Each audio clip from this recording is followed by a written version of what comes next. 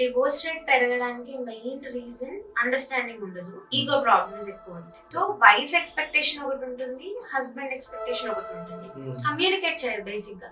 And parents interference కూడా చాలా ఉంటుంది. అమ్మాయిని చాలా గారాభంగా పెంచుకొని ఉంటారు, మ్యారేజ్ అవ్వగానే కొంచెం డిస్టర్బెన్సెస్ రాగానే అటు మదర్ సైడ్ నుంచి ఇంటర్ఫియరెన్స్ ఉంటుంది, ఈవెన్ హస్బెండ్ సైడ్ కూడా. What I feel is marriage అయ్యాక కపుల్ ని అత్తగారు గాని అంటే అబ్బాయి సైడ్ అమ్మాయి సైడ్ ఇద్దరు ఇంటర్ఫియర్ అవ్వకుండా అంటే చాలా వరకు గొడవలు అవాయిడ్ అవుతాయి. పేరెంట్స్ ఏంటంటే పెళ్ళి అయ్యాక కూడా నా కొడుకు ఆ పొసెసివ్నెస్ ఉంటుంది. సో అది ఉండటం వల్ల కోడలు ఆటోమేటిక్ గా ఎఫెక్ట్ అవుతారు. బికాస్ ఒక అమ్మాయి హస్బెండ్ ప్రపంచం అనుకుని వచ్చినప్పుడు బేసిక్ థింగ్ నీకేం తక్కువ కాకుండా మీ పిల్లలు చూసుకున్నంత వరకు మీరు ఇంటర్ఫియర్ అవ్వకూడదు. టాంట్ చేయడం, ఇంటర్ఫియర్ అవ్వడం చిన్న చిన్నవే ఉంటాయి.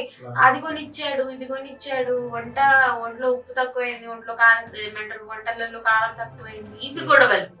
సో ప్రాక్టికల్ గా చూస్తే చాలా గొడవలు మీ అమ్మగారు ఇలా, మీ అమ్మ వల్లనే నాకు ఈ ప్రాబ్లం అని చెప్పి హస్బెండ్ తో గొడవ పడుతుంటారు.